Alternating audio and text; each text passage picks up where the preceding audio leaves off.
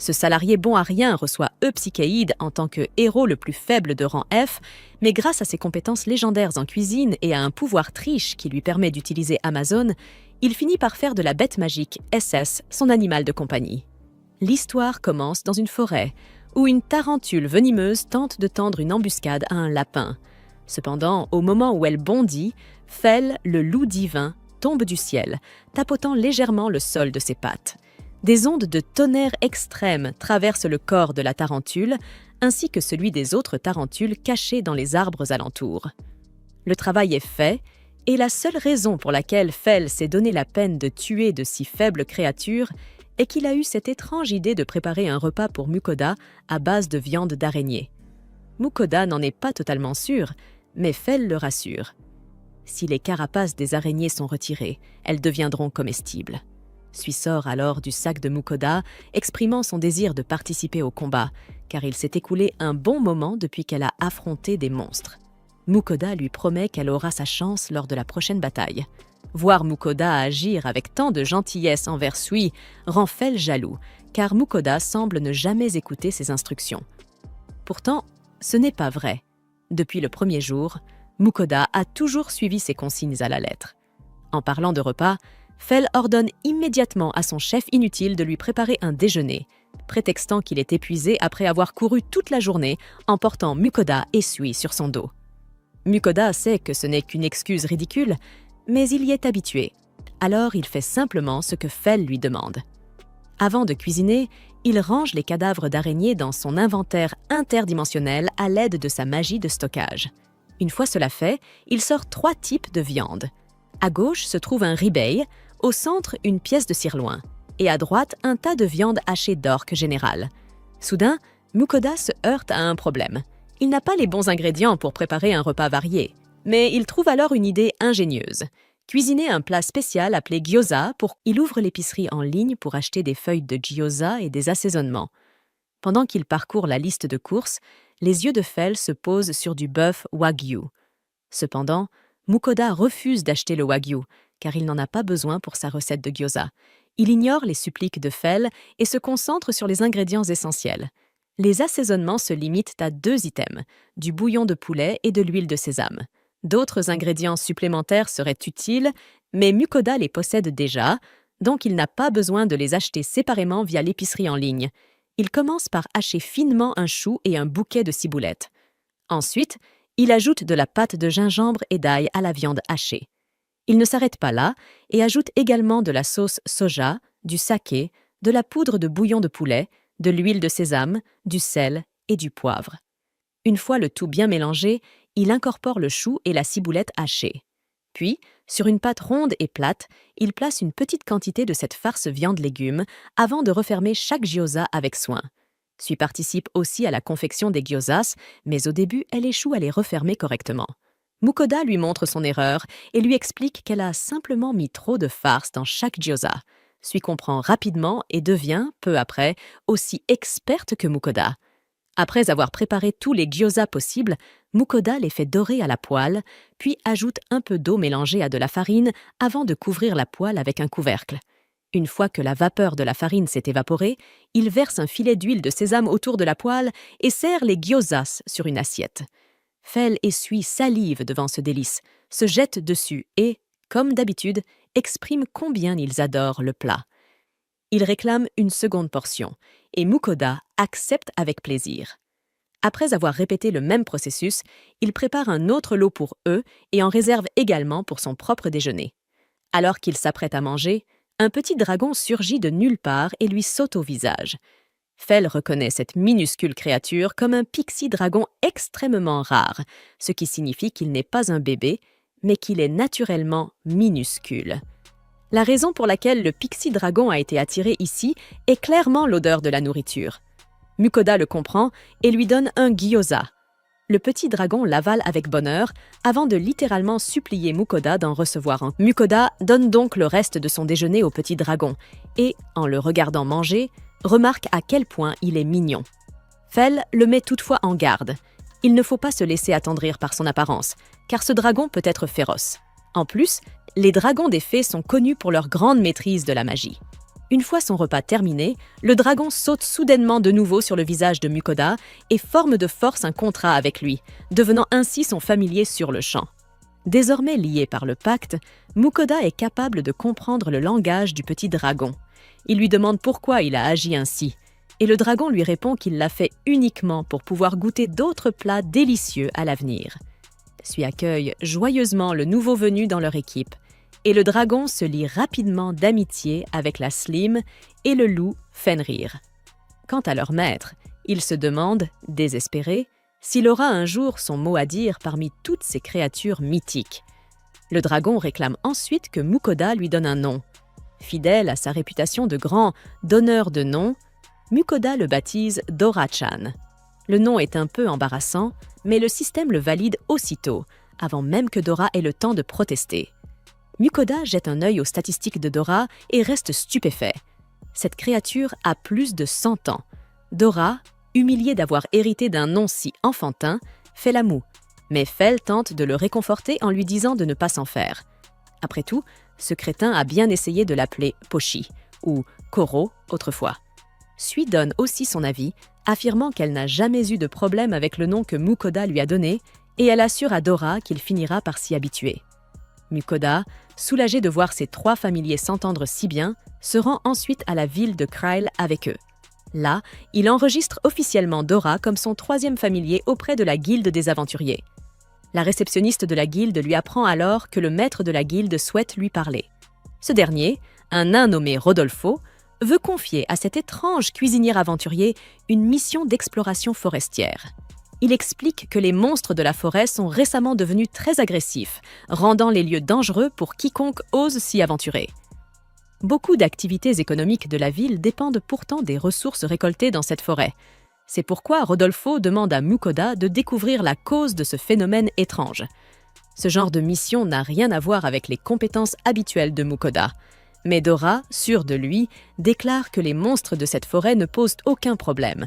Elle n'est remplie que de simples araignées. En entendant cela, Mukoda se rend compte que la forêt dont parle Rodolfo est la même où Fel avait chassé les tarentules venimeuses plus tôt, ce qui signifie que le problème a déjà été réglé par eux. Mukoda montre à Rodolfo les araignées qu'il a vaincues, et en apprenant que la soie de ces araignées est très recherchée par de nombreuses entreprises de confection, il s'excuse auprès de Rodolfo d'avoir involontairement tué des monstres aussi précieux. Rodolfo n'est pas du tout en colère. Au contraire, il est heureux que cet aventurier mystérieux ait éliminé de si dangereux monstres tout seul. Rodolfo explique qu'il peut simplement vendre les carapaces et les toiles de ces tarentules pour obtenir une somme d'argent colossale, donc cela en vaut largement la peine. Il mentionne aussi que, si la viande est bouillie dans de l'eau salée, elle a un goût absolument délicieux. Mukoda reste sceptique, mais à cause des plaintes incessantes de ses 3 familiers, il n'a d'autre choix que de cuisiner la viande d'araignée. Il propose de vendre à Rodolfo les carapaces et les toiles en échange du traitement de la viande, et Rodolfo accepte aussitôt. Pendant que le nain s'occupe de la préparation de la viande, Mukoda et ses 3 familiers explorent la ville et visitent le marché. Ayant porté la même chemise malodorante pendant toute une saison, Bro veut de nouveaux vêtements. Alors il passe en mode shopping complet et achète une montagne d'habits qu'il ne portera probablement jamais.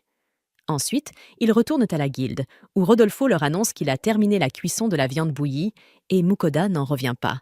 Cette viande d'araignée ressemble exactement à de la chair de crabe. Il goûte à contre-cœur et s'exclame à quel point la viande est délicieuse et pleine d'umami. Cela le motive à préparer un vrai repas. Et bientôt, il concocte une salade de crabe, du riz frit au crabe, des rouleaux de printemps frits au crabe et une omelette au crabe. La seule raison pour laquelle il prépare autant de plats est de célébrer l'arrivée de Dora. Quoi qu'il en soit, ils se mettent tous à table quand Mukoda a soudain envie de déguster du crabe grillé. Bien qu'au départ, les pattes violettes de l'araignée ne ressemblent en rien à du crabe, une fois bouillies, elles prennent une belle couleur rouge vif. Et c'est à ce moment-là que la viande devient enfin appétissante aux yeux de Mukoda. Il fait griller la viande dans son propre jus et s'apprête à en prendre une bouchée. Mais Fel intervient, le grondant pour avoir voulu goûter seul à ce nouveau plat. Il demande alors si le dieu peut faire quelque chose pour améliorer le couteau. Héphaïstos lui répond qu'il peut renforcer n'importe quelle lame qu'il forge pour en faire une arme de qualité supérieure. Bien sûr, il n'a aucune intention d'offrir gratuitement sa bénédiction de forgeron. Il exige donc en échange un peu d'alcool. Pendant ce temps, Vahana s'intéresse aux objets venus d'un autre monde que Mukoda vend dans son supermarché, ce qui met les déesses en colère. Naturellement, Héphaïstos les ignore et se concentre sur la bénédiction de Mukoda, mais il se rend vite compte que celui-ci n'a absolument aucun talent pour la forge. Son regard se tourne alors vers Sui, en qui il décèle un immense potentiel. Voyant qu'il ne peut rien faire pour Mukoda, Vahana en profite pour proposer de renforcer ses pouvoirs de combat. Mais Mukoda refuse, expliquant qu'il n'aime pas se battre. Vahana lui rappelle cependant qu'il va bientôt explorer un donjon, ce qui le fait hésiter. Finalement, Mukoda lui demande de bénir plutôt Fel et Dora. Les deux dieux commencent donc à bénir Fel, Dora et Sui, tandis que Mukoda commande des offrandes pour tous les dieux. Une fois leurs présents reçus, les dieux masculins se régalent de leur nourriture, tandis que les déesses s'extasient devant leurs produits de beauté. Se souvenant que Mukoda les avait déjà négligés dans le passé, Minrir le met en garde de ne plus jamais oublier ses offrandes. Mukoda soupire, désespéré à l'idée de devoir encore envoyer davantage d'offrandes, puis décide de se concentrer sur l'étude des nouvelles capacités de forgeron de Sui. Il pense que le donjon sera une bonne occasion de tester ses talents fraîchement acquis, mais Fel lui rappelle qu'il possède déjà du mithril pur provenant du lézard de mithril qu'il a vaincu. En se souvenant du minerai, Mukoda demande à Fel pourquoi il voulait quand même aller chasser dans le donjon, alors qu'ils en ont déjà. Le loup hausse simplement les épaules. Mukoda sort alors les morceaux de mithril de son espace de stockage et demande à Sui de les transformer en couteaux spéciaux. Sui prend les morceaux et les dissout dans son corps gélatineux. Après de longs bruits de bulles et de gargouillis, Sui finit par produire un magnifique couteau de cristal, et Mukoda remarque immédiatement qu'il est d'une qualité exceptionnelle. Soulagé, il se dit qu'ils n'auront pas besoin de risquer leur vie dans un donjon dangereux. Mais Fel, frustré, boude, car il espérait pouvoir goûter à la chair de quelques monstres exotiques du donjon. Lorsqu'ils arrivent enfin à Dolan, Mukoda déborde d'impatience à l'idée d'explorer la ville, tandis que Fel se réjouit déjà des défis que lui réserve la cité des donjons. Étant un froussard certifié, Mukoda n'a aucune envie d'y mettre les pieds, mais ses familiers lui rappellent qu'ils sont venus ici pour faire traiter la viande du dragon terrestre. Ravi à cette idée, Fel fonce vers la ville, mais ils sont rapidement contraints de faire la queue à la frontière urbaine. Dora, un peu agacée, demande pourquoi ils ne peuvent pas simplement passer en force, mais Mukoda lui rappelle qu'ils ne peuvent pas contourner la sécurité comme une bande de clandestins. Après que Mukoda ait calmé ses bêtes, les autres personnes dans la file remarquent enfin les créatures légendaires qui l'accompagnent, et la terreur se lit sur leur visage. Mukoda s'empresse d'expliquer que ces monstres sont simplement ses familiers, tandis que les gardes-frontières accourent pour comprendre le vacarme. Il leur dit qu'il est seulement venu rencontrer le maître de la guilde. Après avoir présenté sa carte d'aventurier, les gardes échangent des regards hésitants, se demandant s'ils doivent vraiment le laisser passer. C'est alors qu'un elfe au visage harmonieux s'avance vers eux. L'elfe déclare que Mukoda est son invité, car il est celui qui voyage avec toutes ces créatures rares. Se présentant sous le nom d'Elrond, maître de la guilde de Dolan, il écarquille les yeux en apercevant Dora assise sur l'épaule de Mukoda. Il conduit immédiatement Mukoda et ses familiers à l'intérieur de la guilde, expliquant que Rodolfo lui a déjà parlé de leur arrivée. Puis, il fait apporter un perchoir magique conçu pour les dragons, afin que Dora puisse s'y installer. Mais celui-ci préfère de loin rester lové dans le sac de Mukoda. En voyant cela, Elrond commence à noter frénétiquement toutes ses observations pour ses recherches. Dora, mal à l'aise, observe l'elfe qui s'agite autour de lui, tandis que ce dernier se demande pourquoi le petit dragon agit si différemment des descriptions enregistrées. Elrond se souvient alors du dragon terrestre et entraîne Mukoda vers l'entrepôt pour procéder à son traitement. Mais son assistant, un certain Yuger, l'interrompt brusquement pour lui rappeler qu'il a une réunion avec le chef de la guilde marchande. Alors qu'Elrond tente de reporter le rendez-vous, Yuger lui lance un regard si meurtrier qu'il préfère se taire. Une fois dans l'entrepôt, Elrond demande à Mukoda de lui montrer le dragon, se souvenant à quel point ces créatures légendaires peuvent être redoutables. Elrond se souvient que, dans sa jeunesse, une grande expédition avait été organisée pour abattre un dragon. À cette époque, il n'était qu'un aventurier de rang B, et on ne l'avait même pas autorisé à participer au traitement de la viande du monstre. Après cet événement, il s'était juré de devenir plus fort. Il s'était entraîné sans relâche jusqu'à atteindre le rang S, uniquement pour avoir la chance de revoir un dragon un jour. Mais depuis, personne n'avait osé en tuer un autre. Aujourd'hui, son vœu se réalise enfin. Mukoda déploie devant lui l'immense corps du reptile légendaire. À la vue de la créature, Elrond en reste bouche bée. La convoitise se lit dans ses yeux, tandis qu'il sort de drôles d'instruments d'expérimentation pour examiner la viande. Avec un enthousiasme frénétique, il commence à mesurer chaque partie importante du dragon pour ses recherches. Fell, impatient, grogne. Pourquoi ne pas simplement leur donner la viande? Mukoda le calme d'un ton las, avant qu'Elrond ne lui demande ce que Dora aime manger. Mukoda lui répond que le petit dragon n'a pas vraiment de préférence. Il mange absolument tout ce qu'il prépare. Cette révélation bouleverse totalement le monde d'Elrond. Selon toutes les archives, les dragons fées sont censés être strictement herbivores. Mukoda précise pourtant que Dora dévore aussi bien les légumes que la viande. L'elfe, interloqué, lui demande alors comment il peut communiquer avec une telle créature. Quand Mukoda explique qu'ils échangent par télépathie, Elrond est stupéfait. Il se met aussitôt à le bombarder de questions, incapable de contenir sa curiosité scientifique. Heureusement, Yuger finit par le tirer en arrière, tout en s'excusant pour le comportement incontrôlable de son maître. Il garantit malgré tout qu'Elrond est un excellent artisan lorsqu'il s'agit de traiter des matériaux rares. Fell, de son côté, veut simplement savoir quand il pourra enfin goûter à la viande du dragon. Elrond, surpris, lui demande s'il ne veut pas aussi conserver la précieuse peau et les autres composants, mais Fell ne pense qu'à manger. Voyant le loup si désespéré, Elrond se met à supplier Mukoda de lui laisser un morceau, promettant de leur offrir de belles découpes en échange. Mukoda et sa bande finissent par s'allonger dehors, totalement épuisés par le flot incessant de paroles de l'elfe. Fell se souvient avec agacement à quel point Elrond les avait harcelés de questions absurdes pour ses recherches. Malgré toute son énergie, Elrond n'avait pas réussi à traiter tout le dragon en une seule journée.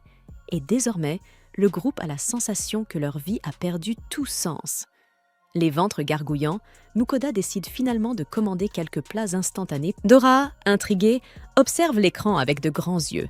Il n'a encore jamais vu la boutique en ligne. Dès que Fell l'aperçoit, il demande aussitôt à Mukoda s'ils peuvent, cette fois, acheter du wagyu. Mais Mukoda remarque qu'un festival est en cours au Japon, et il décide donc de commander de la nourriture typique de ces fêtes. Une fois les plats et ingrédients livrés, il sort une grande marmite et commence à se préparer. Ses familiers le regardent avec curiosité, se demandant pourquoi il utilise un récipient aussi étrange. Mukoda leur explique qu'il va y cuire les légumes.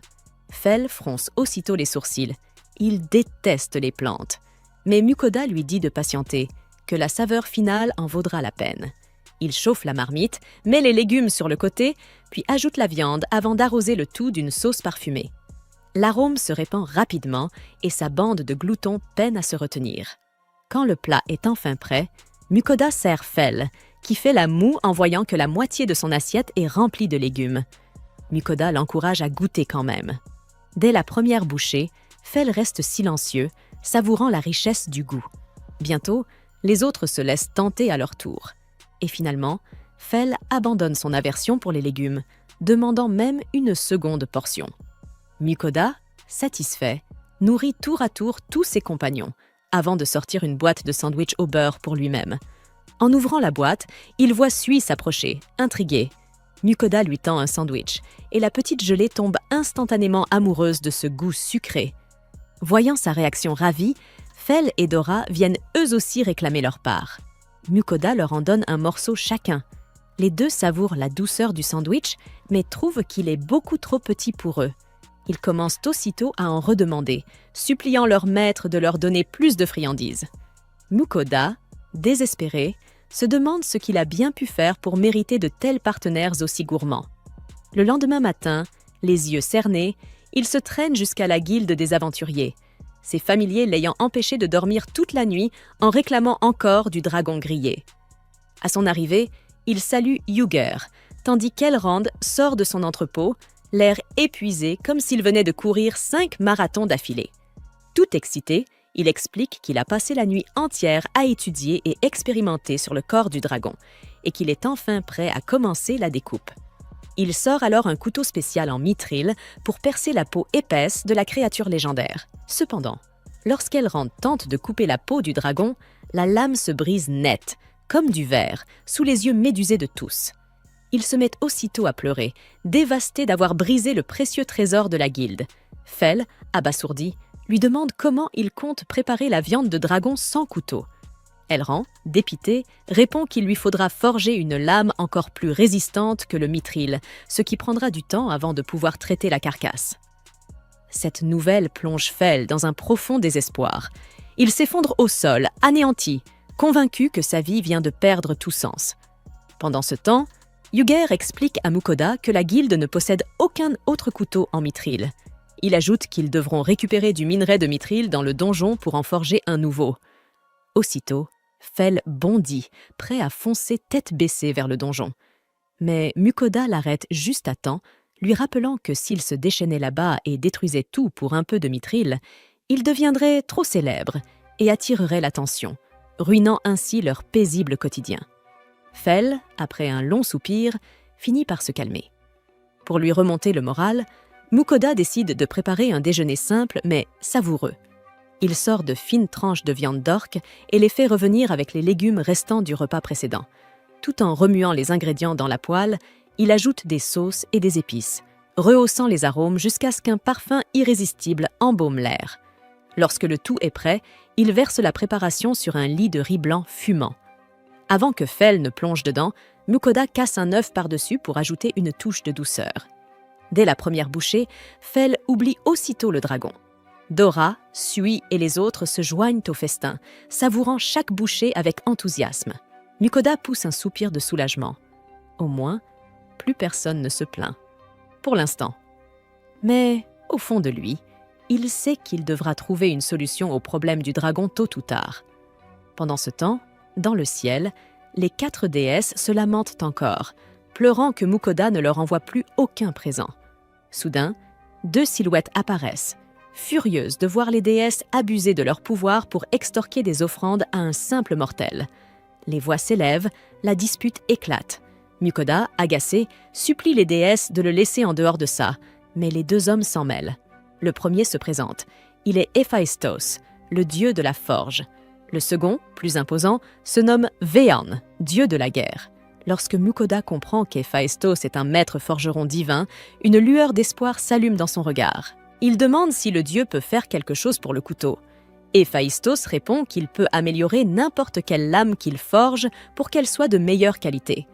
Bien sûr, il n'est pas prêt à offrir sa bénédiction de forgeron gratuitement, alors Héphaïstos exige un peu d'alcool de sa part. Pendant ce temps, Vaan s'intéresse aux objets surnaturels du supermarché de Mukoda, ce qui met les filles en colère. Naturellement, Héphaïstos les ignore et se concentre sur le fait de bénir Mukoda, mais il se rend compte que Mukoda n'a aucun talent pour la forge. Puis, l'attention du dieu se porte sur Sui, qu'il considère comme ayant un grand potentiel.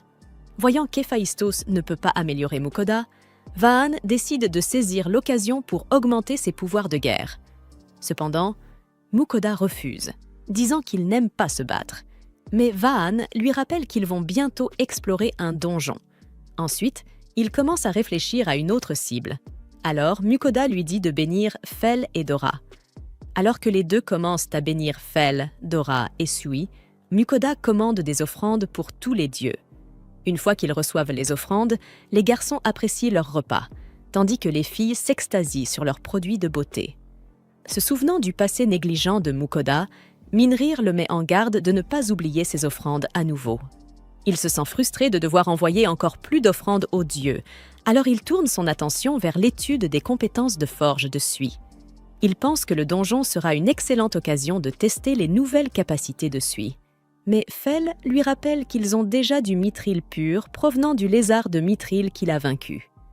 Se souvenant du minerai, Mukoda demande à Fel pourquoi il voulait chasser dans le donjon, alors qu'ils en avaient déjà, mais le loup se contente de hausser les épaules.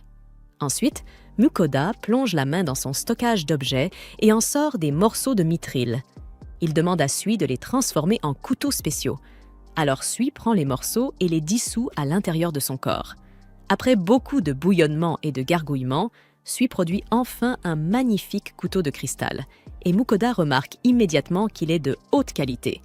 Il est soulagé de ne pas avoir à risquer sa vie dans le donjon dangereux, mais Fell s'agace car il voulait goûter à quelques monstres exotiques. Par la suite, Mukoda rend visite à Elrond, qui traverse une véritable crise existentielle parce qu'il n'arrive pas à trouver une lame meilleure que le mithril. Le voyant si désemparé, Mukoda confie à Yugger le couteau en mithril que Sui a fabriqué, lui demandant de le remettre à Elrond. L'elfe, avec la plus grande prudence, approche la lame du corps du dragon, craignant qu'au moindre faux mouvement, le couteau et ses espoirs ne se brisent à nouveau. Cependant, la lame fend aisément la peau épaisse de la créature, stupéfiant Elrond par sa qualité exceptionnelle. Il s'interroge sur la manière dont Mukoda a pu obtenir une pièce d'une telle perfection, mais ce dernier feint d'avoir une source top secrète. Elrond, tenté de le questionner davantage, se ravise et retourne à la préparation du dragon. Mukoda se demande alors combien de temps il lui faudra pour tout traiter. Elrond lui répond qu'il aura besoin d'au moins 3 jours.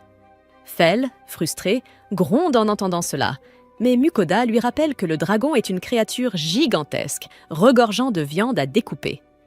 Fell finit par acquiescer, mais propose d'explorer le donjon pendant qu'Elrond travaille. Mukoda refuse aussitôt, terrifié à l'idée d'y mettre les pieds.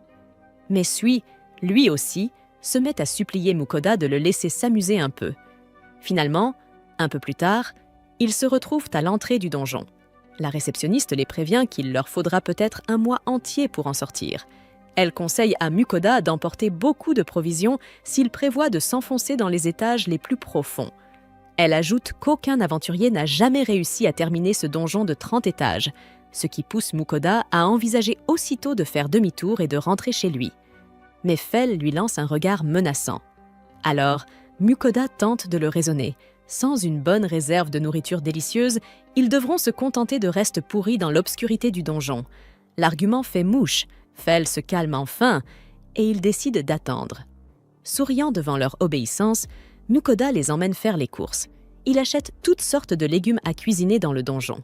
C'est alors qu'il remarque, devant une boutique, un poêle magique. Fell s'étonne.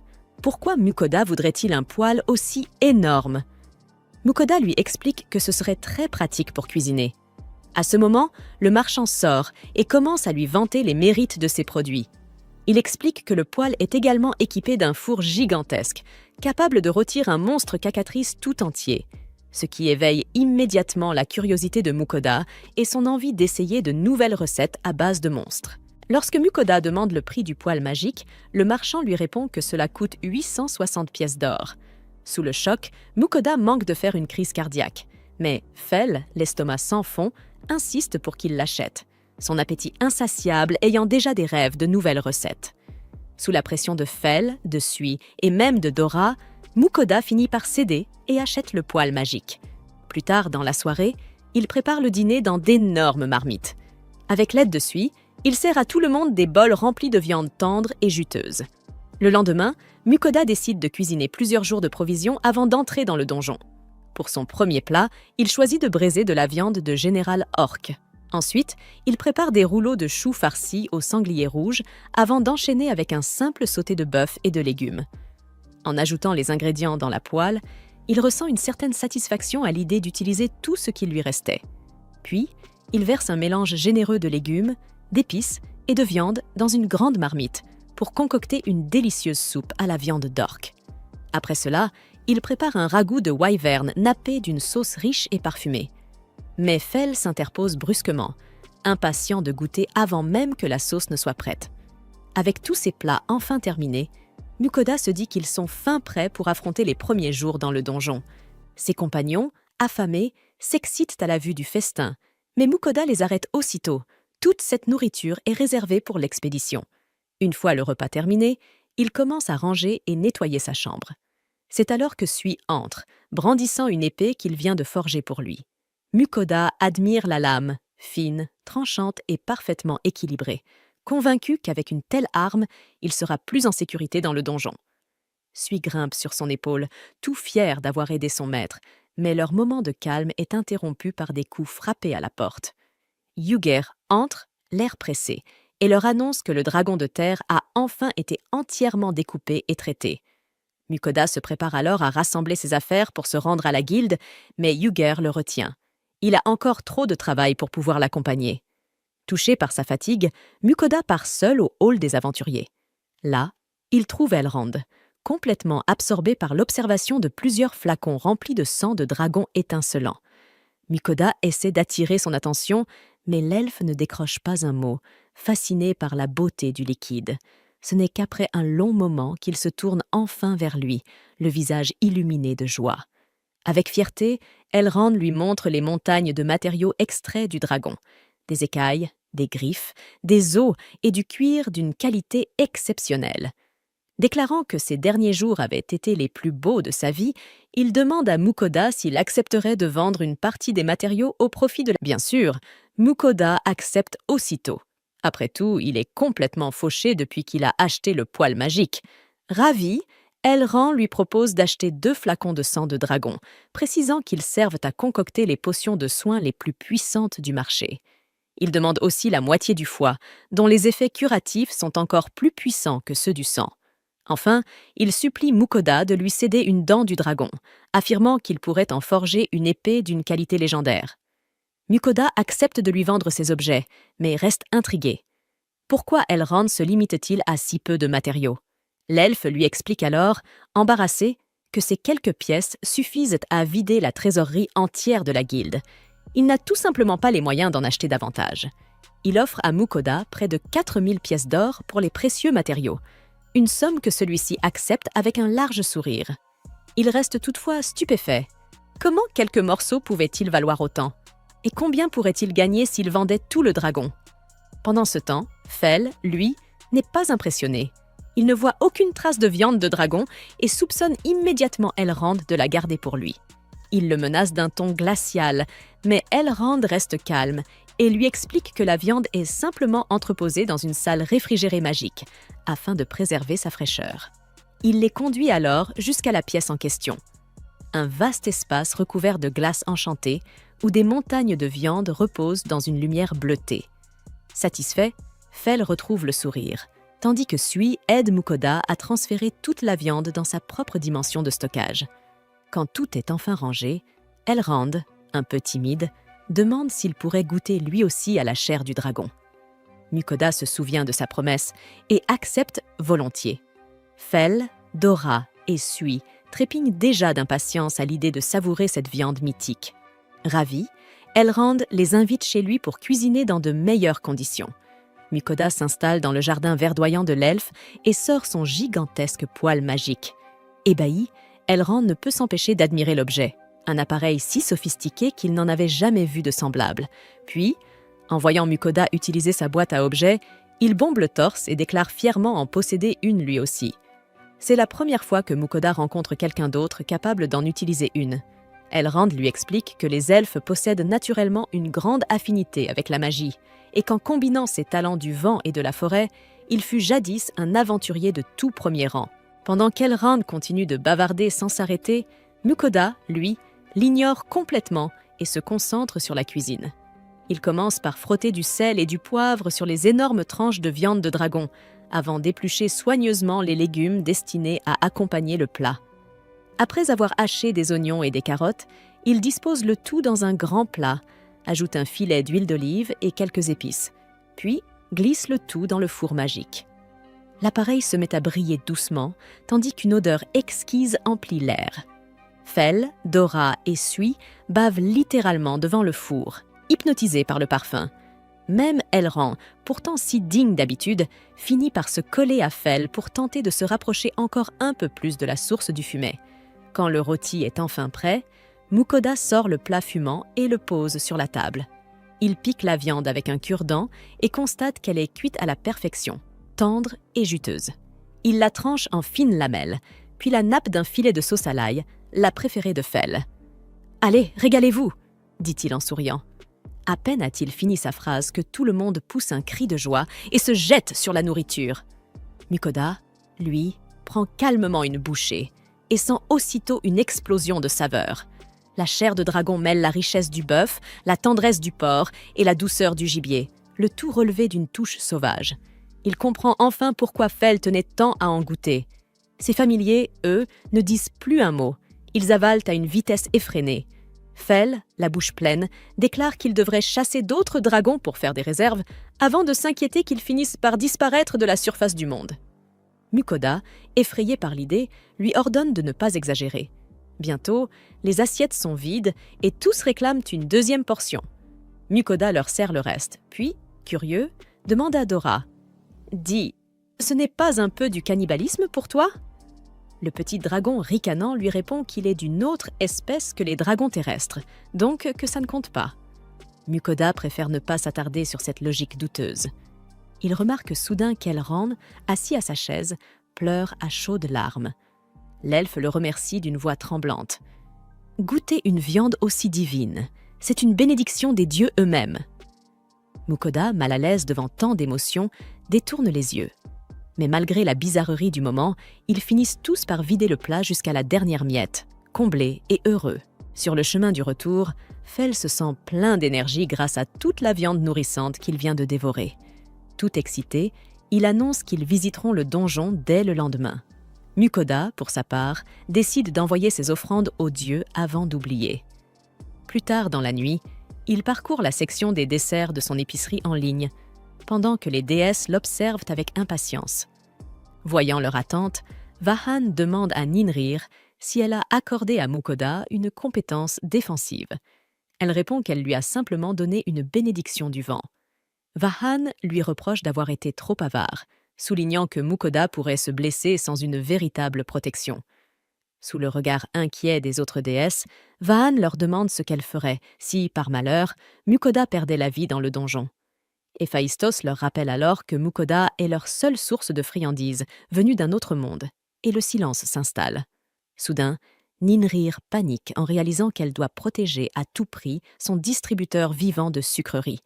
Les autres déesses comprennent alors leur erreur. Héphaïstos déclare qu'il prépare justement une bénédiction spéciale pour Mukoda. Pendant ce temps, Mukoda, ignorant tout cela, envoie paisiblement ses offrandes. Mais quand Héphaïstos parle de lui accorder un pouvoir spécial, Mukoda refuse catégoriquement. Il ne veut pas être redevable à un autre dieu. Cette réponse met Héphaïstos en colère, qui finit par lui imposer la bénédiction sans son consentement. Vahan éclate de rire, ravi à l'idée de pouvoir lui soutirer encore plus de boissons. Les déesses, elles, se réjouissent de savoir Mukoda désormais mieux protégée. Le lendemain, Mukoda retourne à l'entrée du donjon avec son groupe. Là, il retrouve la réceptionniste nonchalante qu'il avait rencontrée dans sa première ville. Elle se présente sous le nom de Vianka.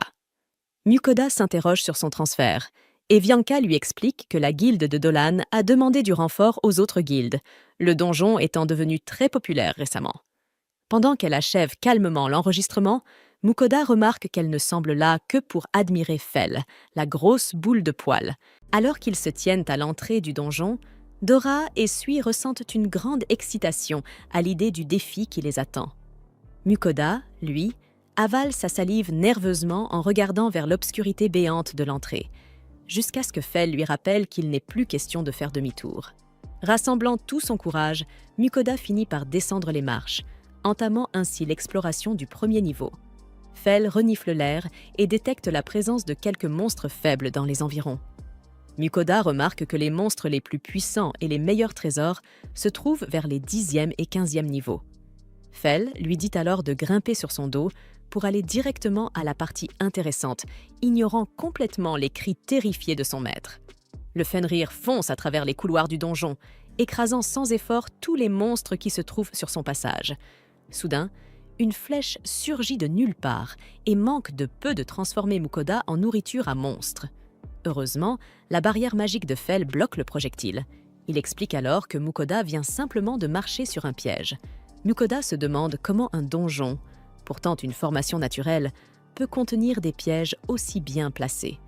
Fell lui répond que chaque donjon est comme une créature vivante, attirant les humains avec ses trésors afin de les tuer grâce à ces monstres et d'absorber leurs nutriments. Pendant que Fell poursuit son explication, des flèches plus puissantes se mettent à marteler la barrière, terrifiant Mukoda au plus haut point. L'un des pièges déclenche même une immense trappe, mais Fell utilise un sort de vent pour planer au-dessus. Tandis que le Fenrir arrogant se moque du donjon et de ses pièges ridicules, Dora et Sui le félicitent pour ses talents impressionnants. Après une longue course, Fel atteint enfin le 10e étage du donjon. Mukoda lui demande ce qu'il compte faire et Fel répond que les monstres de ce niveau sont encore bien trop faibles. Sachant que le boss de ce niveau n'est qu'une tarentule venimeuse, Dora s'ennuie déjà, convaincue qu'ils pourront l'écraser aussi facilement qu'une araignée domestique pour descendre plus profondément. Fel se dirige alors droit vers la salle du boss. Lorsqu'ils arrivent, ils trouvent un groupe d'aventuriers tremblants de peur à la vue du Fenrir. Mukoda se précipite pour leur expliquer que Fel est son familier, ce qui les rassure aussitôt. Il leur demande ensuite pourquoi ils sont tous rassemblés devant la porte de la salle du boss. Les aventuriers expliquèrent alors que les donjons obéissaient à de nombreuses règles tacites. Il s'avérait que tant qu'un groupe n'avait pas terminé de combattre un boss, les autres ne pouvaient pas entrer dans sa salle. La seule exception était lorsque le groupe demandait de l'aide. Dans ce cas, ceux qui intervenaient recevaient l'intégralité des butins laissés par le boss vaincu. Après ces explications, les aventuriers avertirent Mukoda qu'il existait de mauvaises équipes qui volaient les butins d'autres aventuriers, ce qui ajoutait un souci de plus à sa liste. Mukoda s'assit donc pour attendre pendant que les autres groupes affrontaient le boss. Un peu plus tard, ses familiers commencèrent à s'ennuyer, mais Mukoda leur rappela qu'il fallait rester patient. Bientôt, le dernier groupe sortit de la salle et annonça à Mukoda qu'il pouvait entrer. Il se demande pourquoi il revenait en arrière au lieu de descendre plus profondément. Les aventuriers lui expliquèrent alors que les monstres des étages supérieurs étaient bien trop puissants pour eux. Comprenant leur raison, Mukoda hocha la tête et entra à son tour dans la salle, qui s'assombrit aussitôt. La terrifiante tarentule venimeuse rugit en leur direction, et Mukoda se mit à hurler comme une fillette. Mais Dora la foudroya d'une boule de feu, la réduisant en cendres. Le fier dragon voltait autour de la salle, ravi de sentir ses pouvoirs renforcés par la bénédiction du dieu de la guerre. Lorsque le corps du boss disparut, une multitude d'objets précieux apparurent sur le sol. Mukoda ramassa une patte d'araignée-ours et comprit que le donjon traitait automatiquement les objets pour lui offrir les meilleures parties. Malgré sa fatigue, Fel le pressa d'avancer vers l'étage suivant. Là, ils tombèrent sur un terrifiant général orc, le boss final de l'étage. Avant même que Mukoda ait le temps d'avoir peur, son équipe transforma l'orc en côtelette de porc. Après le 11e étage, leur groupe continua d'explorer plus profondément, mais tout le monde finit par s'épuiser à force d'utiliser sa magie. En remarquant leur faim, Mukoda se demanda où ils pourraient s'installer pour dîner, et Fel partit repérer une salle dégagée. Lorsqu'ils atteignirent l'endroit, ils découvrirent plusieurs groupes d'aventuriers se reposant dans cet espace sûr. Le groupe de Mukoda s'assit dans un coin, quand soudain ils furent accueillis avec enthousiasme par la troupe de Werner. Surpris de croiser un visage familier, Werner serra la main de Mukoda, heureux de revoir un vieil ami. Ils s'assirent ensemble pour discuter un moment. Werner expliqua que son équipe était récemment arrivée en ville pour explorer le donjon. Mukoda lui confia qu'il était censé se rendre dans la ville maritime de Berlin, mais que Fel avait eu une envie irrésistible de découvrir le donjon avant tout. En riant des caprices de Fel, le groupe remarqua les nouveaux familiers de Mukoda. Intrigués par Dora, Mukoda leur apprit qu'il s'agissait d'un puits, ils demandèrent des nouvelles de Sui, et Mukoda, tout fier, le présenta comme sa bombe nucléaire en forme de Slim préféré, complètement sous le charme de la mignonne créature. Les deux filles se mirent aussitôt à s'extasier devant Sui et Dora. Werner, intrigué, se demanda comment Mukoda avait fini avec deux familiers aussi exotiques en plus de Fel. Mais Mukoda expliqua qu'ils étaient simplement une bande de gloutons égoïstes qu'il avait suivis à cause de sa cuisine. Riant de sa propre infortune, Mukoda décida de partager une partie de son dîner avec le groupe. Sachant que le plat coûtait 10 fois la valeur de tout ce qu'il possédait, Werner hésita, mais finit par accepter, incapable de résister à l'envie d'y goûter. Voyant que le groupe avait du pain, Mukoda sortit son ragoût de wyvern pour le leur servir avec. Pendant un instant, le groupe hésita à toucher à ce mets précieux, mais dès la première bouchée, ils se jetèrent dessus avec enthousiasme. Leur bouche emplie de saveurs divines, ils n'avaient plus de mots pour exprimer leur admiration. Mukoda, les voyant ainsi, se sentit comblé de bonheur. Mais très vite, quelqu'un demanda quelle viande il avait utilisée pour le ragoût. Lorsqu'il révéla qu'il s'agissait de wyvern, le groupe manqua de s'étouffer de stupeur. Werner s'excusa auprès de Mukoda d'avoir mangé un ingrédient si rare, mais Mukoda leur expliqua que Fell et Sui avaient chassé l'équivalent de 3 camions entiers de wyvern, et qu'il lui en restait donc beaucoup. Malgré leur hésitation, ils finirent par demander une autre portion, incapables de résister à la tentation. Une fois le repas terminé, le groupe de Werner se leva pour explorer davantage l'étage. Mukoda leur souhaita bonne chance, et ils partirent, pendant que Fell lui rappela qu'il était temps d'avancer vers les étages plus profonds. Très vite, ils se mirent à balayer les niveaux inférieurs, traitant les malheureux boss du donjon comme de simples mannequins d'entraînement. Lorsqu'ils atteignirent le 16e étage, Mukoda remarqua que l'atmosphère devenait plus sombre et menaçante. Fell expliqua que les donjons devenaient toujours plus sinistres à mesure qu'on descendait, mais il posa soudain le pied sur une dalle piégée. Tout le donjon se mit à trembler. Mukoda se cramponna à Fell, qui remarqua un énorme rocher tombant d'un piège situé derrière lui. Paniqué, Mukoda se mit à courir comme une poule affolée, avant que Fell ne pulvérise le rocher d'une rafale de vent. La puissance du sort projeta Mukoda au sol, le visage contre terre, avant qu'il ne se relève, grognant. Après un long moment, le groupe atteignit le 20e étage. Dora demanda à Mukoda s'il était impressionné par leur force. Mukoda, peu concerné, allait répondre quand Sui l'interpella, ayant repéré quelque chose d'étrange dans un mur. En inspectant l'endroit, Mukoda découvrit une cavité contenant un coffre au trésor caché. Aussitôt, il se mit à chanter les louanges de Sui. Ravi d'avoir mis la main sur... Avant qu'il ne puisse ouvrir le coffre sans réfléchir, Fell le retint brusquement en arrière, lui rappelant que le coffre pouvait très bien être piégé. Effectivement, lorsque Mukoda utilisa son sort d'évaluation sur le coffre au trésor, il découvrit qu'il contenait un gaz empoisonné capable de provoquer des effets bien pires qu'un cancer des poumons. Déçu, Mukoda renonça à l'ouvrir, mais Fell lui proposa de s'en charger à sa place, puisque sa bénédiction majeure le protégeait contre les poisons. Avant que Fell ne puisse toucher au coffre, Mukoda reçut un message de Ninrir. Comme il possédait déjà 3 bénédictions mineures de ses compagnes divines, cela équivalait désormais à une bénédiction majeure, ce qui le rendait invulnérable au poison. Toute joyeuse, Ninrir l'encouragea à profiter pleinement des défis palpitants du donjon. Mukoda, rassuré, annonça à Fell que ces 3 bénédictions mineures avaient désormais l'effet d'une grande et qu'il pouvait donc ouvrir le coffre sans danger.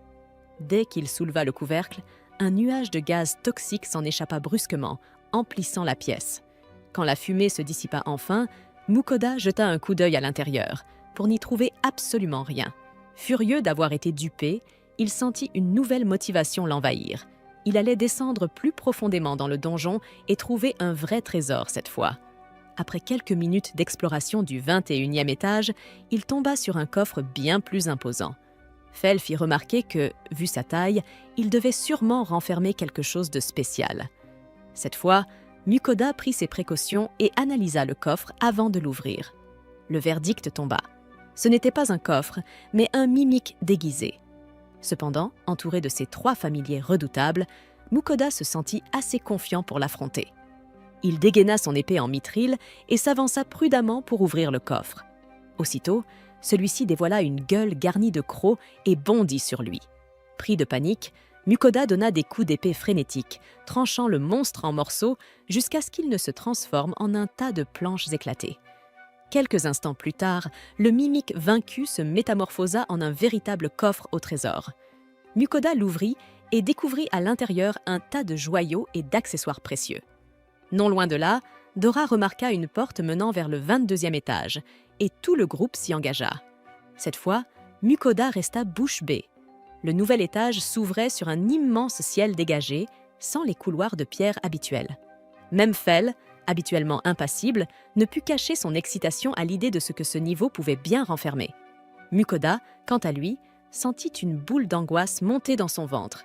Et si ce nouvel étage cachait un danger qu'il ne pourrait... Cependant, Fell détecta soudainement une présence familière non loin de là, et sans prévenir, il se mit à courir à toute vitesse dans cette direction. Après quelques minutes, ils débouchèrent dans une clairière où une nuée de gigantesques mantes religieuses tueuses les prit en embuscade. Les créatures terrifièrent Mukoda, mais Fell, d'un simple souffle enflammé, les réduisit toutes en cendres. Mukoda se demanda alors pourquoi il avait encore peur, sachant très bien qu'avec Fell à ses côtés, aucun monstre ne représentait une menace. Pendant ce temps, Dora et Sui crièrent sur Fell, frustrés qu'il ne leur ait laissé aucune chance de se battre. Voyant la dispute s'envenimer, Mukoda proposa calmement qu'ils combattent à tour de rôle pour que chacun puisse s'amuser. L'idée plut à tout le monde, et ils acceptèrent aussitôt. Ainsi, lorsque le groupe croisa un énorme ours, ce fut Dora qui entra sur le champ de bataille. Excité, le petit dragon fonça sur la bête et la transperça d'un coup sec, comme une lame dans du beurre. Vint ensuite le tour de Sui, qui fit face à un essaim de papillons vénéneux. Fell la prévint que ces créatures pouvaient la paralyser avant d'aspirer tous ses fluides vitaux, mais Sui n'eut qu'à tirer quelques lasers piou-piou pour les faire fondre en un instant. Après avoir traversé une bonne partie de l'étage, Fell sentit que la présence familière qu'il avait repérée plus tôt se rapprochait de plus en plus. Avant qu'il ne puisse aller vérifier, Mukoda le retint, supposant qu'il s'agissait probablement du boss de l'étage. Il proposa de renforcer leurs statistiques en mangeant un bon repas de son magasin en ligne avant d'affronter l'ennemi. Fell, qui ne refuserait jamais une occasion de manger, accepta avec plaisir, tout en affirmant qu'ils étaient déjà assez puissants pour vaincre le boss sans aide. Mukoda commanda alors du wagyu haut de gamme et tout un assortiment de plats succulents. Devant la montagne de mets appétissants, les trois familiers commencèrent à baver, au point de créer une petite flaque sous eux. Une fois la nourriture arrivée, ils se jetèrent dessus et engloutirent tout en un éclair avant d'en réclamer une deuxième portion. Étonné par leur vitesse, Mukoda leur en servit encore, puis s'assit enfin pour manger un peu lui aussi. Mais à peine eut-il pris 2 bouchées que ces monstres insatiables demandèrent une 3e tournée. Rassasiés jusqu'à la dernière miette, Fell, Dora et Sui s'affalèrent au sol, repus et heureux. Mukoda, curieux, vérifia alors leurs statistiques. Celle de Fell avait augmenté de 50% et celle de Dora et Sui affichait des hausses tout aussi folles. Il se demande s'ils n'en avaient pas trop fait, mais conclut que ce n'était pas grave puisqu'ils allaient affronter un boss. Ses compagnons, intrigués, voulurent savoir combien ses propres stats avaient augmenté. Mukoda ouvrit alors son menu, pour découvrir à sa grande déception qu'il n'avait gagné qu'un maigre 5% de bonus. Tous le regardèrent d'un air dépité, tandis qu'il riait nerveusement, un peu honteux d'être le plus faible du groupe qu'il commandait pourtant. Après avoir vérifié leurs améliorations, le groupe se met en marche en direction de la présence que Fell ressent. Les 3 bêtes sont excitées à l'idée d'affronter enfin un véritable adversaire, tandis que Mukoda, lui, commence à stresser. Très vite, Fell s'arrête, surpris. Un serpent Vasuki de rang S se trouve tout près. En découvrant le rang terrifiant de la créature, Mukoda manque de faire une crise cardiaque. Il remarque que le serpent est capable d'expulser un brouillard toxique capable de lui faire pourrir les entrailles. Mais Fell lui explique qu'il n'a rien à craindre grâce à ses bénédictions divines. Sui et Dora se préparent aussi au combat contre la bête redoutable, alors que Mukoda, lui, se cache derrière un arbre comme un lâche absolu. Fell lui rappelle qu'il possède lui aussi une bénédiction majeure. Mais Mukoda n'a pas le courage de mettre un pied sur le champ de bataille exaspéré par son attitude pathétique. Les 3 bêtes avancent d'un pas décidé vers le serpent. Ce dernier crache immédiatement son brouillard empoisonné, mais les 3 compagnons l'ignorent complètement et continuent leur charge. Fell paralyse le serpent d'un éclair, tandis que Sui fait fondre son cou avec de l'acide. Puis Dora l'achève en transperçant net son cou, laissant la créature s'effondrer sans vie. Alors que les « machines à tuer » de Mukoda célèbrent leur victoire, celui-ci sent un profond malaise en constatant à quel point ils sont monstrueusement puissants. Le boss est déjà vaincu. Fell repère ensuite un cercle magique destiné à les téléporter à l'étage suivant. Il avertit Mukoda. Ils doivent tous toucher le cercle en même temps, sinon quelqu'un risque d'être laissé derrière à ces mots. Dora se perche sur la tête de Mukoda, tandis que Sui saute dans ses bras. Mukoda attrape alors Fell, qui active la formation magique d'un coup de patte. Le cercle s'illumine vivement et les téléporte dans un autre espace semblable à une caverne. Mukoda remarque que, bien que ressemblant aux étages précédents, celui-ci est immense. Fell aperçoit un trou dans l'un des murs et tous s'y engagent. À l'intérieur, Mukoda découvre des monstres gigantesques, ce qui pousse Fell à lui expliquer que tout l'étage a été conçu pour accueillir des créatures de cette taille. Ainsi, les 4 compagnons commencent déjà à planifier comment vaincre ces monstres colossaux. Son équipe entre alors dans la zone et réduit les monstres à néant. Après avoir éliminé toutes les créatures, ils se mettent à explorer l'immense étage. Mais comme l'endroit est gigantesque, tout le monde finit par se fatiguer à force de marcher sans arrêt. Mukoda décide donc de préparer un festin spécial pour ses familiers, mais il s'arrête net en remarquant une zone étrange. Fell détecte qu'il s'agit d'un espace sûr, où aucun monstre ne rôde à proximité. Mukoda décide alors d'y sortir son matériel de cuisine. Dès qu'il sort la nourriture, les bêtes s'excitent, prêtes à remplir leur ventre glouton. Elles dévorent des sandwichs délicieux et des soupes riches, puis finissent complètement épuisées après leur repas. Mukoda demande à Fell s'il est temps de dormir. Fell acquiesce silencieusement. Mais avant qu'il ne puisse se reposer, un groupe d'aventuriers blessés arrive en trébuchant jusqu'à la zone sécurisée. Après avoir déposé leur compagnon gravement blessé au sol, ils demandent à Mukoda s'il possède des potions de soins. Mukoda sort immédiatement une potion et se précipite vers eux. Lorsque le chef du groupe verse la potion sur la plaie, celle-ci se referme instantanément. Sous le choc, il se demande si Mukoda lui a donné une potion de haut grade. Mukoda hoche la tête et explique que ces potions sont de meilleure qualité que les potions ordinaires. Mukoda lui demande ensuite si son coéquipier va aller mieux. Le chef lui assure qu'il se rétablira rapidement grâce à l'efficacité exceptionnelle de la potion. Alors que les membres du groupe, soulagés, laissent échapper quelques larmes, leur chef se présente. Ils forment une équipe de rang A appelée Tempest. Après avoir remercié Mukoda pour les potions, il propose de payer 15 pièces d'or. Mukoda estime le prix beaucoup trop élevé, alors il préfère lui donner des potions de bas grade pour cette somme. Le chef est surpris par sa générosité. Mukoda lui demande ensuite comment son compagnon a été blessé. Le chef révèle qu'ils sont tombés sur 3 Spriggans dans la salle du boss. Mukoda demande à Fell si les Spriggans sont vraiment si dangereux. Fell lui répond qu'un Spriggan est encore plus grand qu'un Minotaure. Le chef de Tempest ajoute qu'à leur première visite, il n'y avait qu'un seul Spriggan dans la salle du boss. Mais, à leur retour, ils s'en sont retrouvés face à 3, ce qui les a complètement submergés. Cependant, il est persuadé que Mukoda n'aura aucun problème avec ces monstres, puisqu'il est accompagné du légendaire Fenrir. Mukoda se sentait gêné en réalisant que même Tempest avait entendu parler de ces chiots meurtriers. Mais l'aventurier le rassura en lui promettant de ne jamais révéler son secret. Il ajouta ensuite que son équipe remonterait à la surface dès le lendemain matin. Pendant ce temps, Fell ouvrit paresseusement les yeux et dit à Mukoda d'aller dormir, puisqu'il se chargerait lui-même de détruire les Spriggans. Le lendemain matin, alors que le groupe de Mukoda s'enfonçait plus profondément dans le donjon, il se demanda si Tempest réussirait à remonter sain et sauf Fell le rassura. Ils allaient très bien s'en sortir, d'autant plus qu'il leur avait offert quelques-uns de ces sandwichs qui augmentaient les statistiques afin qu'ils puissent récupérer leur mana. Bientôt, ils arrivèrent devant la salle du boss, où Mukoda aperçut les Spriggans assis en tailleur. La peur l'envahit face à ces monstres puissants, mais comme toujours, ses familiers foncèrent droit sur eux. Après avoir transformé les Spriggans en fossiles, Mukoda entra dans la salle et trouva un sac magique parmi le butin. Il remarqua que le temps s'écoulait à l'intérieur de cette boîte magique comme dans la réalité, et décida de le prendre, pensant qu'il serait utile. En ramassant le reste du butin, il commença néanmoins à se sentir comme un voleur, puisqu'il prenait aussi la part de ses compagnons Fell. Lui n'en avait absolument rien à faire, et avertit Mukoda que les étages suivants regorgeaient également de monstres géants.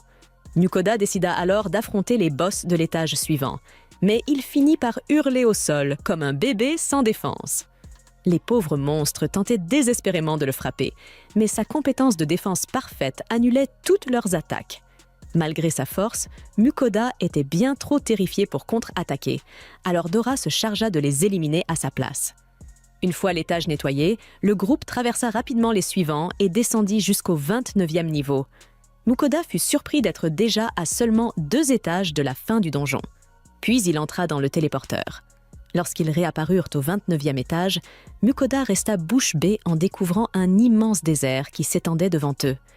La chaleur écrasante le mettait déjà de mauvaise humeur, tandis que ses familiers, eux, étaient impatients d'explorer cette nouvelle zone.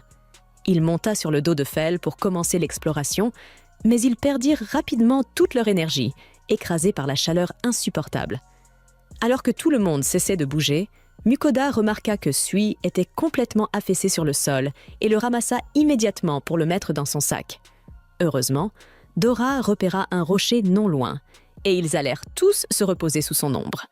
Malgré cela, Mukoda restait accablé par la chaleur insoutenable. Fell érigea alors une barrière de vent qui repoussait l'air brûlant autour d'eux. Mukoda fut surpris de constater à quel point la barrière les aidait, mais Fell lui rappela qu'il ne pourrait la maintenir que quelques jours avant d'épuiser sa mana, puisqu'il devait absolument trouver la sortie de cet immense désert. Pour économiser la mana de Fell, Mukoda décida de commander quelques articles d'été. Après avoir obtenu un hoodie léger spécial été et des lunettes de soleil, il acheta plusieurs boissons électrolytiques pour réhydrater tout le monde. En avalant ces boissons rafraîchissantes, le groupe retrouva un peu d'énergie, et Mukoda commanda même des glaces pour remonter le moral de ses familiers. En dégustant la douceur glacée, l'ambiance s'allégea, mais la réalité les rattrapa aussitôt lorsqu'ils reprirent leur marche dans le désert sans fin. Fell rappela alors à Mukoda que la température allait chuter violemment à la nuit tombée et qu'ils devaient couvrir le plus de distance possible pendant la journée. Ils continuèrent donc à avancer rapidement sous la chaleur écrasante. En chemin, ils croisèrent d'énormes vers des sables. À l'approche de la nuit, ils s'installèrent autour d'un feu de quand Mukoda tremblait presque sous le froid mordant. Mais Fell lui signala qu'il faisait encore plus froid en dehors de sa barrière. N'ayant pas d'autre choix, Mukoda commanda une grande quantité de patchs chauffants et de vêtements épais pour maintenir leur chaleur, puis sortit une marmite pour préparer un plat chaud, ce qui redonna de l'énergie à tout le monde. Après un long moment à cuisiner avec soin, il prépara des udon brûlants. En savourant les nouilles soyeuses, chacun sentit son ventre se réchauffer agréablement. Une fois ce repas réconfortant terminé, Fell informa Mukoda qu'ils étaient très proches du boss de l'étage. À ces mots, Mukoda lui dit de bien se reposer avant le combat, et tous s'endormirent sur des futons chauds.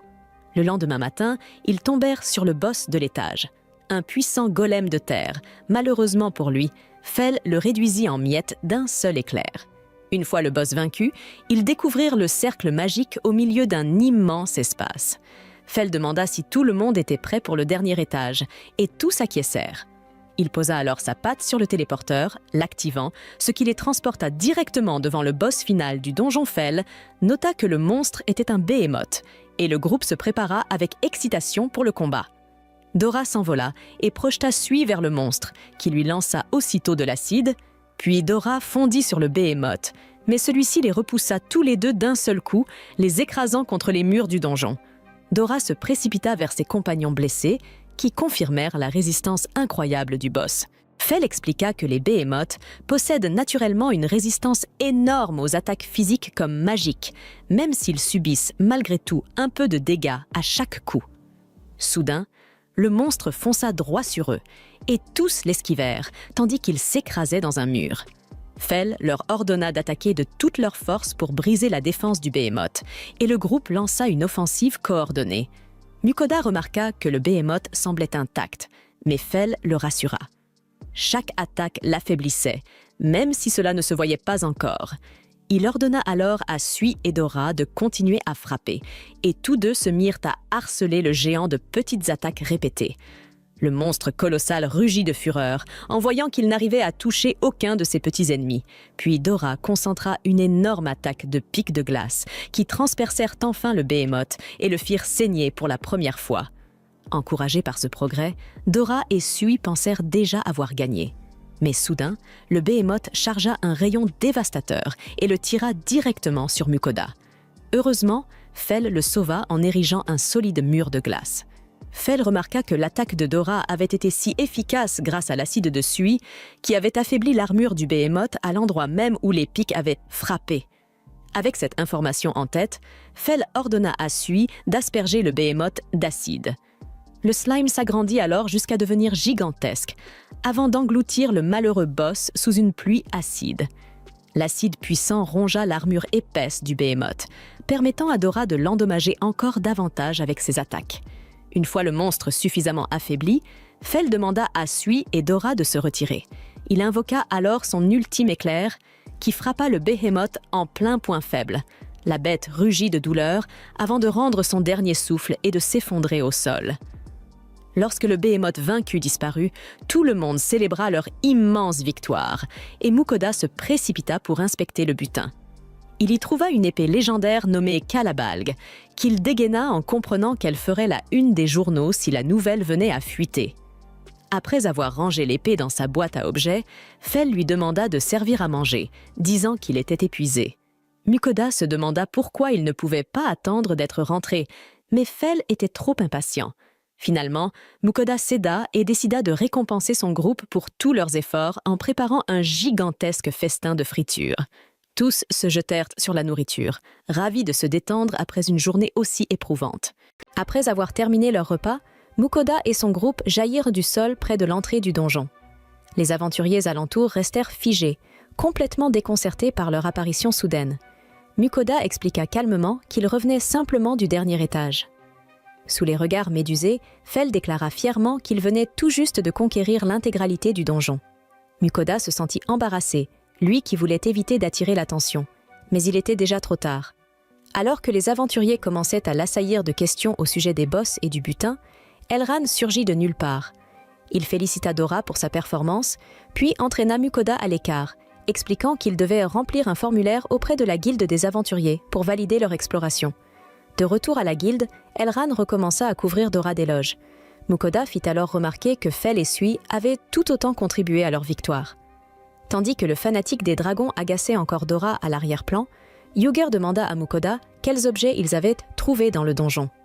Fell intervint immédiatement, réclamant sa nourriture, mais Mukoda lui demanda de patienter. Il plongea ensuite la main dans son stockage sans fond et en sortit le coffret à bijoux du mimique. En voyant la boîte, Yuger et Elran sursautèrent, choqués. Les mimiques étaient des créatures rares, dont le butin était d'une grande valeur. Face à leur réaction, Mukoda comprit qu'il valait mieux garder secrète l'existence de l'épée légendaire récupérée à l'ultime niveau. Elran demanda alors un rapport complet, mais Yuger lui rappela qu'il fallait laisser l'équipe se reposer. Plus tard, Mukoda prépara un bain et but du lait caféiné, qu'il partagea avec ses transformateurs de viande de monstres vivants. Il leur dit de prendre un bain après la boisson, mais Fell refusa catégoriquement d'y entrer. Mukoda lui rappela que s'il ne se lavait pas, il finirait par sentir pire qu'un utilisateur de Reddit.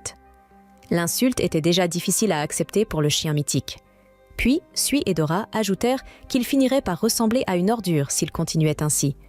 Bien que Fell se sente acculé par ces remarques, un bruit soudain détourna son attention. Mukoda pensa qu'il essayait seulement de changer de sujet, mais Dora confirma qu'il avait lui aussi entendu quelque chose. Non loin de là, 2 enfants fuyaient un orque monstrueux. Soudain, la petite fille trébucha, sans défense face à la créature qui chargeait. Heureusement, Mukoda arriva juste à temps et envoya Sui et Dora en avant. À eux deux, ils transformèrent l'orque en viande de production, sauvant ainsi la vie des 2 jeunes frères et sœurs. Peu après, Mukoda accourt pour vérifier l'état des enfants, mais ceux-ci sont terrifiés en voyant le gigantesque Fenrir derrière lui. Mukoda tente de les rassurer en leur expliquant que Fell n'est rien de plus qu'un simple chien de maison glorifié, ce qui met le Fenrir dans une colère noire.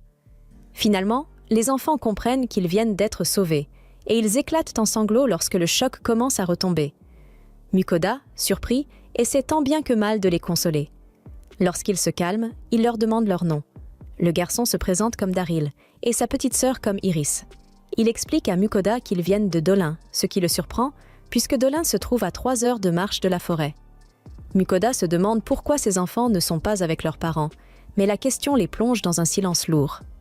Ils lui disent qu'ils lui répondront s'il leur donne l'orque, ce qu'il accepte. Cependant, Mukoda se demande comment 2 enfants si petits pourraient transporter une créature aussi massive. À ce moment-là, Daryl révèle qu'il possède une compétence de boîte à objets. Le garçon essaie d'entreposer l'orque dans son stockage, mais le corps du monstre est beaucoup trop volumineux pour y entrer. Mukoda lui dit qu'il va l'aider à le pousser à l'intérieur, puis demande aux enfants de lui raconter leur histoire.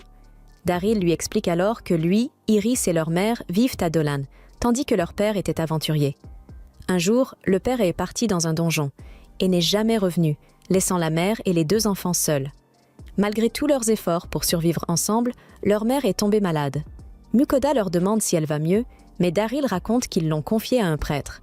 Même si elle s'est sentie légèrement mieux grâce au sort de guérison, elle est retombée malade peu après. Le prêtre leur a avoué qu'il ne pouvait pas traiter sa maladie. Il fallait un prêtre de niveau supérieur, venant de la capitale royale. Malheureusement, les 2 enfants n'avaient pas l'argent nécessaire pour faire venir un guérisseur aussi puissant. Ils se sont donc retrouvés livrés à eux-mêmes, tentant de vendre des herbes cueillies dans la forêt pour payer le traitement de leur mère. En entendant leur histoire douloureuse, même Mukoda en a les larmes aux yeux. Les deux petits pensent que la vente de l'orque leur donnera enfin assez d'argent pour soigner leur mère. Cependant, Mukoda sait pertinemment que les orques ne sont que des monstres communs et que leur vente ne suffira jamais. Alors qu'ils se demandent comment aider ces enfants innocents, leurs ventres affamés se mettent soudain à gargouiller. Fell et le reste du groupe disent également à Mukoda qu'ils veulent manger.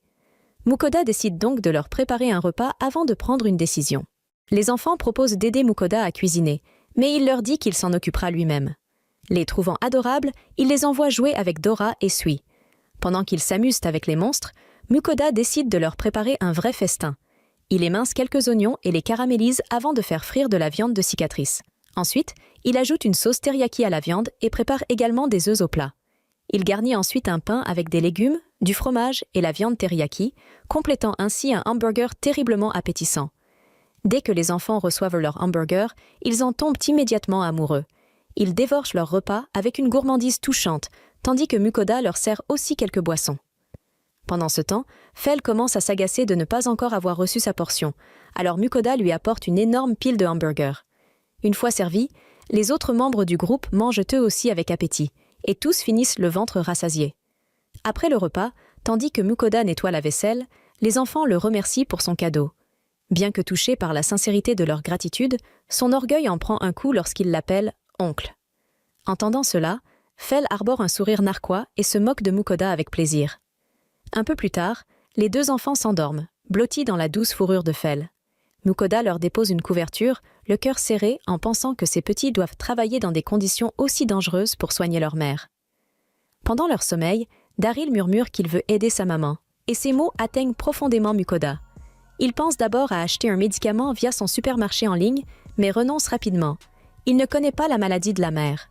Il envisage alors d'utiliser des potions de haute qualité, mais Fell lui explique que les potions ne guérissent que les blessures, pas les maladies. Surpris, Mukoda apprend qu'il lui faudrait plutôt un élixir, un remède rare capable de soigner toutes les afflictions. Convaincu qu'il n'en trouvera jamais un, Mukoda se rappelle soudain les paroles d'Elran affirmant que le sang de dragon peut servir à fabriquer des élixirs précieux. Saisissant cette chance, il donne à Sui du foie et du sang de dragon, puis lui demande s'il peut tenter de créer un élixir. Après avoir examiné les ingrédients, Sui lui répond qu'il ne peut rien garantir, mais absorbe tout de même les matériaux dans son corps pour essayer. Alors que Sui commence à fabriquer l'élixir, Mukoda part préparer de la nourriture pour la mère des enfants. Après avoir réfléchi à un repas facile à digérer, mais riche en nutriments, il décide de préparer une soupe de viande bien saine. Mukoda coupe d'abord les légumes et la viande destinée à la soupe, puis fait revenir le tout ensemble. Ensuite, il ajoute de l'eau et du bouillon, avant de verser un peu de lait de soja. Une fois tous les ingrédients incorporés, il laisse mijoter jusqu'à ce que la soupe soit parfaitement cuite. En tenant la marmite entre ses mains, il se dit que ce sera un excellent repas pour les enfants et leur mère. Non loin de là, Sui termine enfin les élixirs et remet à Mukoda 3 petites bouteilles. Dora se demande si Sui a vraiment pu créer un véritable élixir. Alors, Mukoda décide d'en vérifier les propriétés. À sa grande surprise, il découvre que les flacons contiennent bel et bien des élixirs rares, capables de guérir toutes les maladies. Bouleversé de joie, il félicite sa petite usine vivante pour son travail exceptionnel et court rejoindre les enfants avec Fell. Il leur annonce qu'ils retournent à Dolan et les installe sur le dos de Fell pour le voyage.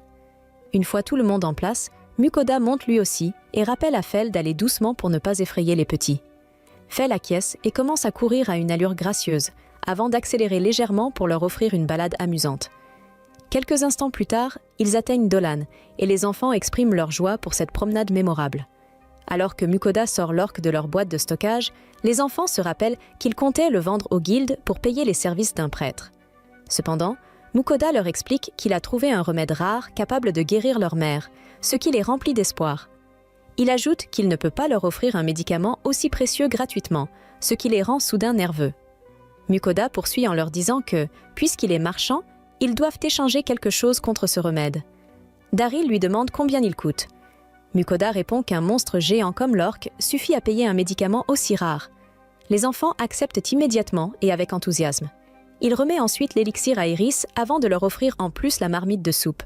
Rassurés par le fait que leur mère va enfin pouvoir guérir, les enfants éclatent en sanglots. Après s'être calmés, Daryl déclare à Mukoda qu'il veut devenir marchand plus tard, tout comme lui. Il souhaite utiliser sa compétence de boîte à objets pour transporter ses marchandises et conclure de bons échanges, exactement comme Mukoda.